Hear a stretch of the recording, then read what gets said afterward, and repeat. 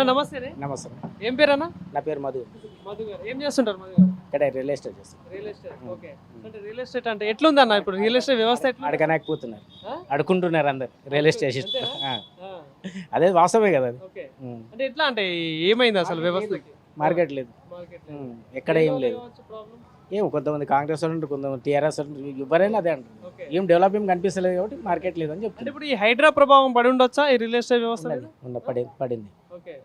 పక్క సో ఎట్లా అనిపిస్తుంది మరి ప్రభుత్వం వచ్చిన తర్వాత మీ బిజినెస్ వల్ల పరిస్థితి కావచ్చు? బిజినెస్ చెప్పినా కదా, అడక తినే పరిస్థితి రియల్ ఎస్టేట్. అట్లా ఏం లేదు. ఎక్కడ ఉంటారు మీరు? ఏరియా ఇక్కడే భాగ్యలక్ష్మి కాలనీ. ఇదే ఏరియా. సో మరి మీ కుత్బులాపూర్ నియోజకవర్గం విషయాన్ని చూసుకుంటే ఎట్లా ఉంది మరి ఇక్కడ పరిస్థితులు? అంటే ఇప్పుడంతా ఎప్పుడైనా అంతే, ఏ పార్టీ రండి, బీజేపీ వచ్చినా అంతే ఉంటుంది. ఓకే. సో ఇక్కడ ఎమ్మెల్యే పాలన ఎట్లా అనిపిస్తుంది? అది చెప్తున్నా కదా, ఎవ్వరు వచ్చినా ఇంతే ఉంటుంది. మళ్ళీ ఏముంటుంది, ఏదో ఉన్నామా పోయినామా వచ్చినామా.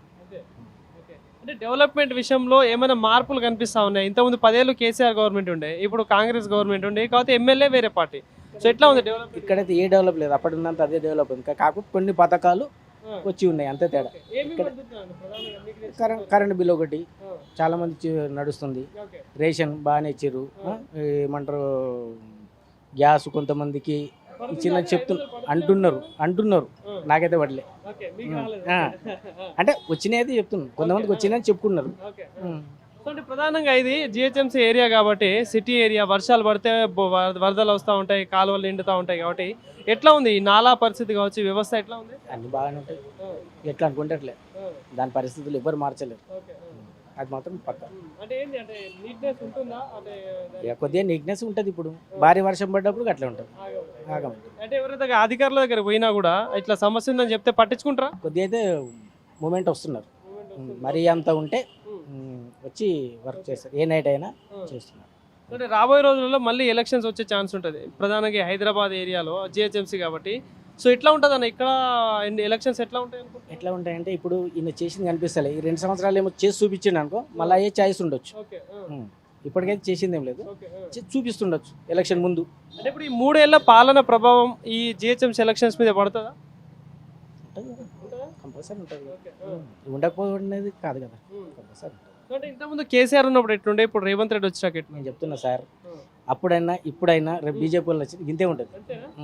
మనం ఓటేయాలి, రావాలి, మన పని మనం చేసుకోవాలి, అంతకన్నా చేసేది ఎవరు లేరు. ఇప్పుడు వాళ్ళు ఎంతమంది చేస్తారు, బట్ ఫండ్ లేదు, గట్టి పోయాడు, ఫండ్ లేదు, ఏం చేస్తారు, యాడికి చేస్తారు. ఇప్పటికీ అప్పుల పాలు చేసుకుంటూ చూస్తున్నాం. అమ్మాయి అది వాస్తవమే కదా, నేను ఒక్కరిని కాదు చెప్పేది, దునియా అంతా తెలిసిన విషయం అది. ఓకేనా? అంటే ఇప్పుడు మళ్ళీ ఎలక్షన్స్ వస్తే ఏమైనా మార్పు వచ్చే ఛాన్స్ ఉంటుందా రాష్ట్రంలో? అది అప్పటికి చూద్దాం. అంతే, మారుతుందని ఎట్లా అనుకుంటున్నాను, ఇన్ని సంవత్సరాలు మారింది, ఇప్పుడు మారుతుందని ఎట్లా అనుకుంటున్నాను. అంతే. ఇక అదే ఏదైనా ప్రతి ఒక్కరు అదే ఆలోచిస్తారు, మనకు చేద్దాం పని కావాలంటే అధికార పార్టీ ఉంటే బాగుంటుంది కదా, ఆలోచన అయితే అది ఉంటుంది. కానీ ఎవరికి వేస్తారని తెలియదు. కానీ అదే అంటే పార్టీ పరంగా చెప్తున్నా కదా, అంటే అధికార పార్టీ ఉంటేనే పనులు అవుతాయి అనే ఒక ఆలోచన అయితే ప్రతి ఒక్కరికి ఉంటుంది. అది.